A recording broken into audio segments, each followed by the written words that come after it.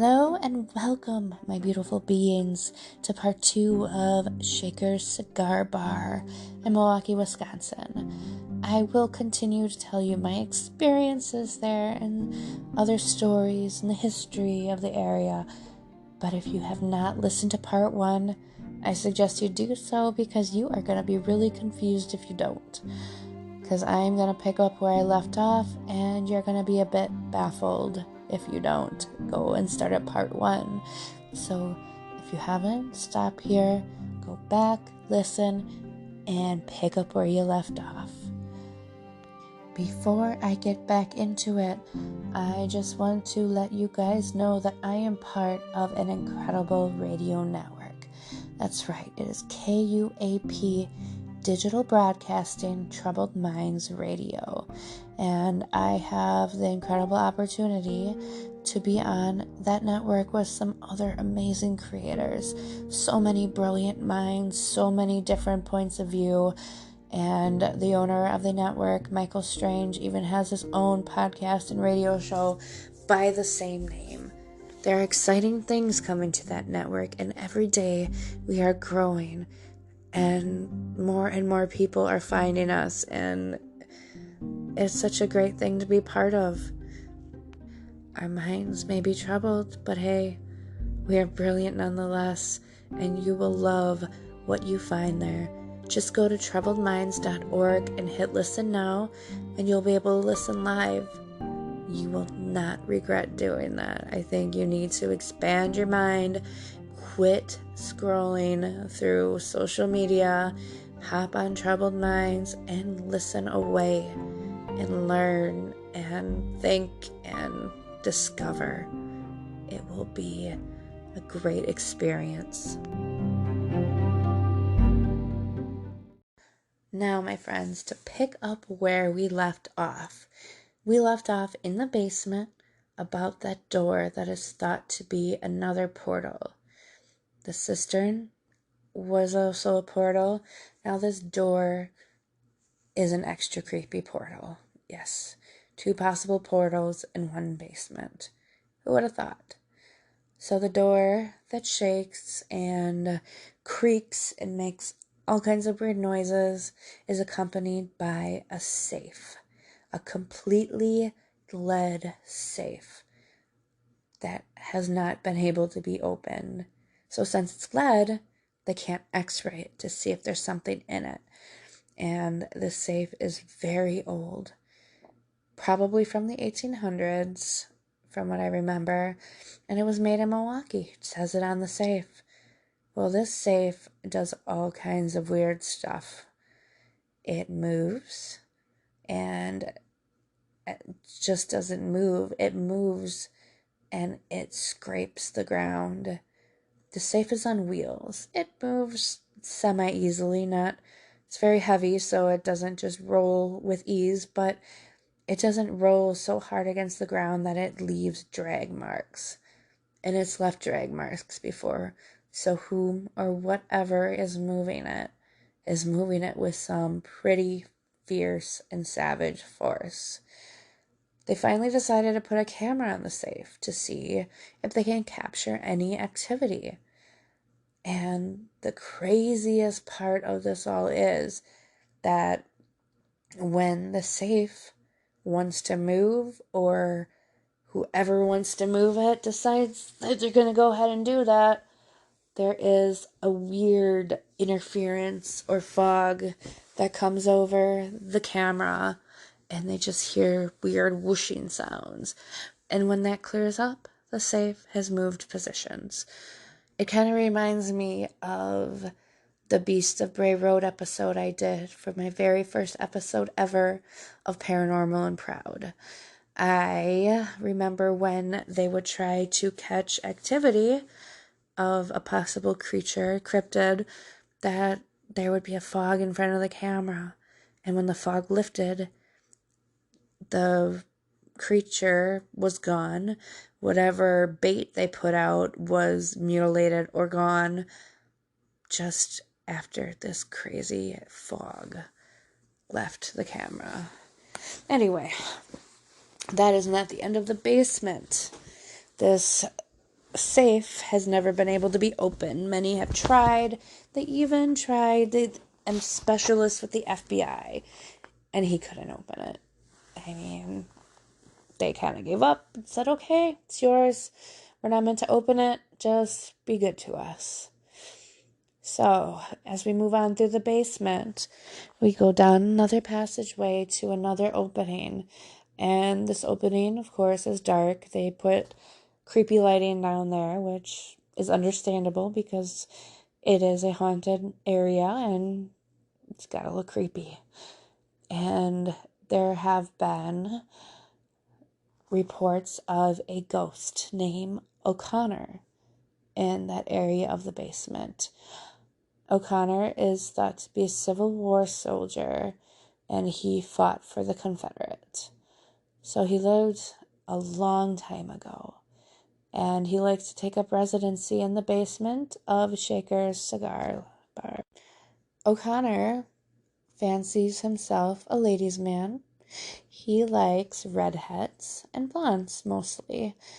I didn't personally feel being touched, but my boyfriend, who was also on the tour, felt the back of his neck get touched. So we believe that it was O'Connor. And the tour guide, Elizabeth, had divining rods, which are rods where you can ask yes or no questions to, ask that they point to something. You know, it's just another tool to communicate with spirits. So she asked O'Connor, are you here? It crossed for yes. And then, O'Connor, did you touch our friend on the back of the neck? It crossed for yes. And then she asked O'Connor, can you point to where you're at? And she pointed, the rods pointed directly to my boyfriend. And he's just like, didn't expect that. Thought he was a ladies' man.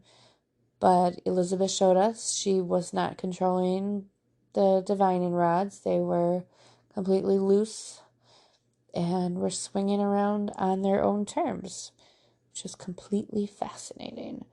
So it's set in this basement, other than Mr. O'Connor touching ladies and men too, I guess. There is a lot of presence felt there. Again, shadow people in that part of the basement. That is the spot where I believe I felt a cat rub up against my leg. And it was pretty unique as far as experiences go, because it was more of not so much a pressure but an electricity that ran on that specific part of my leg, like static electricity rubbing up against my leg. It was fascinating. And it is said that along with the ghost cat, there are other spirits that go in and out due to those portals. So sometimes spirits are completely harmless. Sometimes they're a little cranky. They don't believe that they've ever felt any demonic presences in the basement. But if it's, a ghost that's a little on the unhappy side, they try to talk to them and ask them very nicely to either lighten their energy or move on, which, since they're very respectful about it, usually the spirit will comply. Now, as I mentioned before, this establishment was built over a cemetery, and there were bodies left underground. Not all of them were relocated. And there have been times where people have said that there's more bodies, there's more bodies. There was an instance of a gentleman who had a very emotional outburst about there being more bodies underground. And it was explained again, this was a cemetery. He goes, no, these ones are newer. These ones are from fewer years ago. And he went to a specific spot in a corner, and he basically started getting really emotional and laying in the corner. So they decided to explore this more. This was a very compelling experience this person had. So they went and they obtained some ground-penetrating radar from the Discovery Channel. Pretty cool. And then they discovered that they saw some anomalies underground. So they pulled up the concrete and they dug, and they found 2 full human skeletons buried. And these skeletons, it was found, were much younger than those that were buried in the cemetery, and they weren't as deep as they should have been. So they called the police, and they were told, okay, as the rules go, they investigated it. They were very old. They were older than 50 years old, and I believe that's as far back as the cold cases go.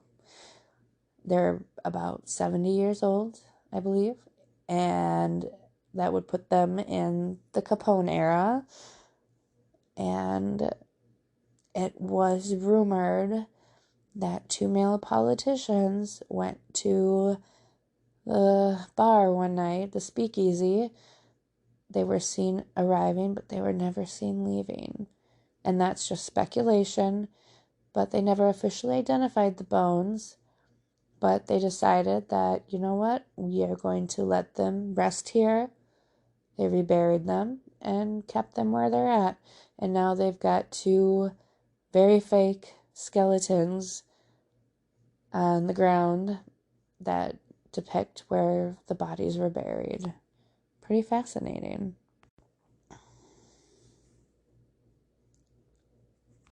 Now that we finished with the basement, there is a few more things I want to go over. Bob Weiss is the owner of Shakers Cigar Bar.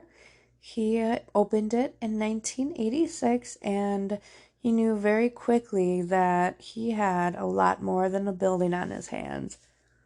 This building came with spirits and a whole lot of history. Not just spirits as in alcohol spirits, but spirits as in ghosts. And he had learned to embrace them and respect them and honor them in all the best ways. There is, on the main level, of course, there is your bar and lounge. There are cigars for sale, there's food, there's amazing drinks. The energy is welcoming and charged and friendly. It's just a good place to be, really. I'm definitely going to go back in the near future. And back in 2001, since this building is a constant labor of love, because it's a very old building, he was doing some renovations and he found a box and some floorboards, and this box had bones in it. It had charred bones, not just bones. And he called some of his friends that were federal agents and was told to notify the Milwaukee Police Department. MPD did investigate. They took the bones and they tested them, and it was determined that they were old, around 70 years old, and since they were so old, he could keep them.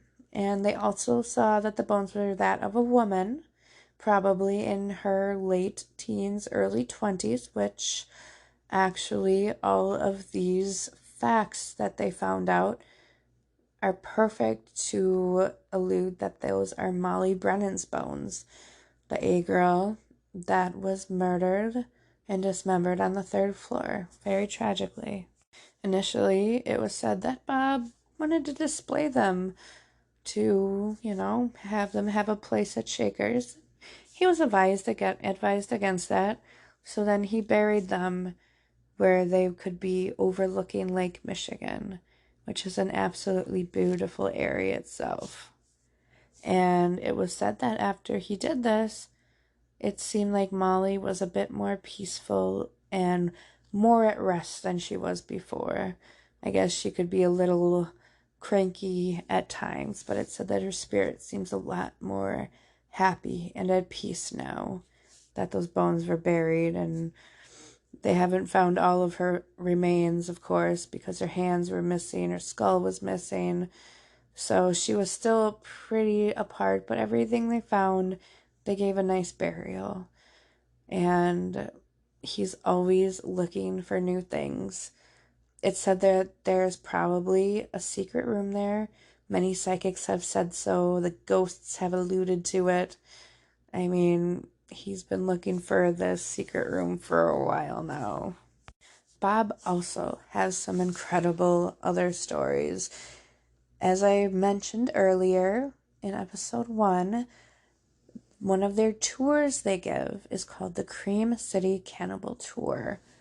It is called that because it is about Jeffrey Dahmer and, more importantly, his victims and honoring his victims.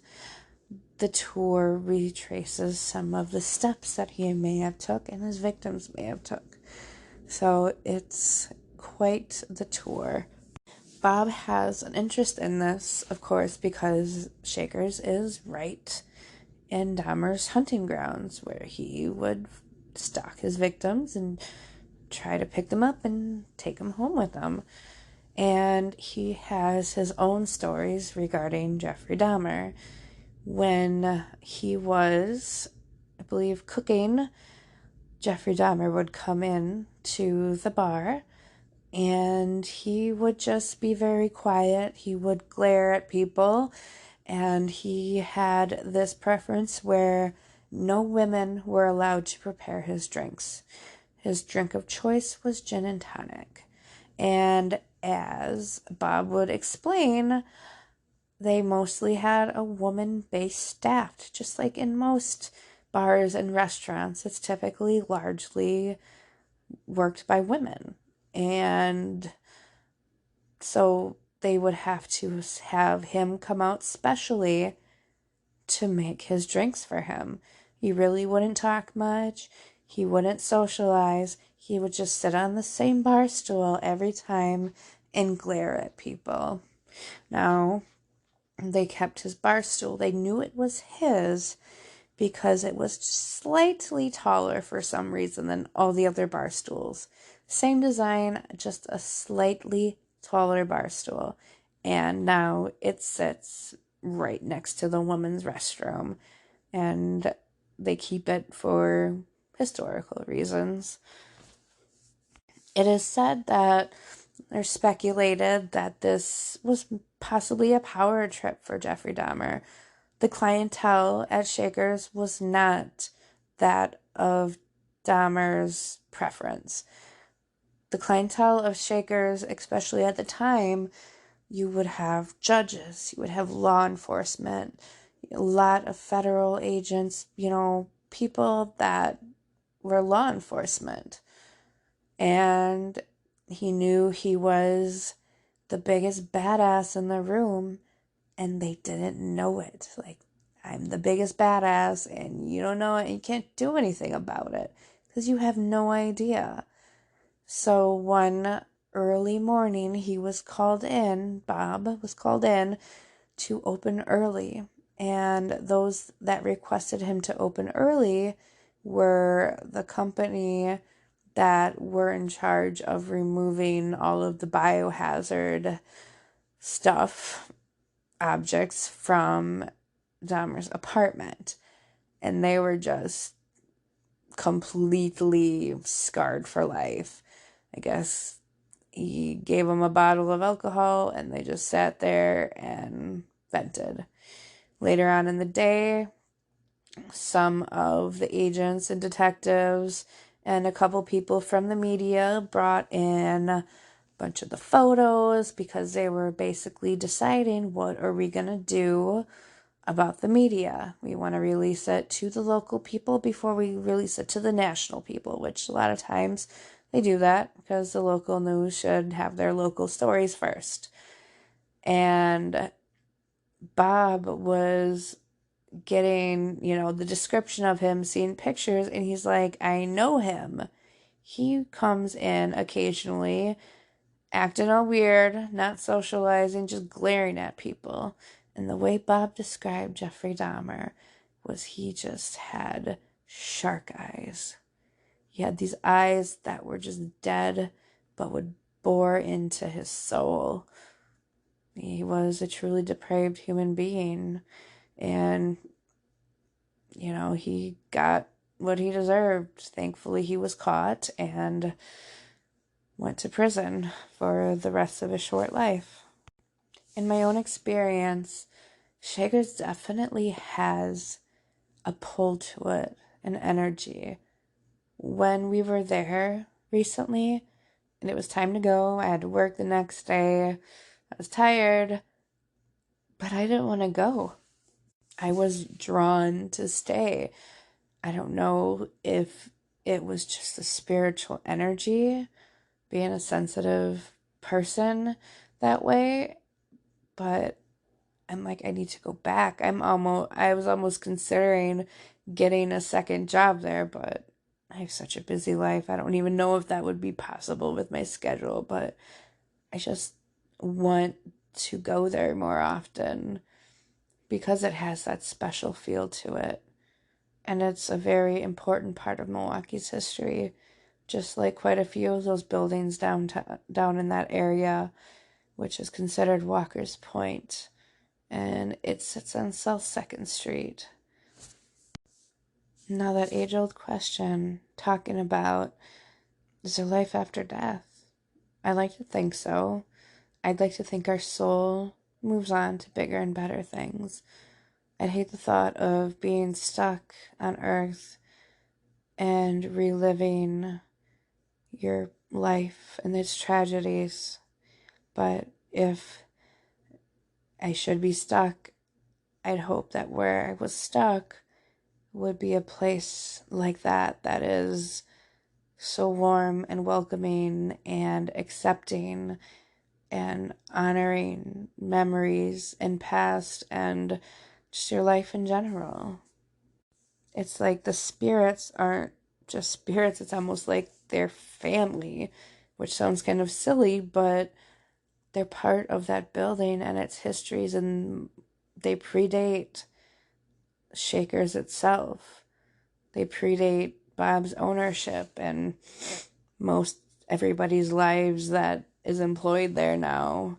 There aren't many people that work there that were alive during that time, especially back when it was a cemetery. That's very long ago. Well, my beautiful beings, that should about do it. Again, I am so excited that I'm starting season 2 with a bang. Season 1 was a great time, but I feel like season 2 is going to be even bigger. And I want to bring more local haunts, but also maybe expand to world haunts, international. We shall see. The sky is the limit when it comes to this type of podcasting. And I wish you all the best. Always love and take care of each other. There's so much negativity in the world and so much hate. So why don't you do your best to bring the love and the positivity and outshine that darkness, especially right now. The mental health crisis is out of control. Never be afraid to reach out. And if you notice a friend that looks like they're struggling extra hard, say something.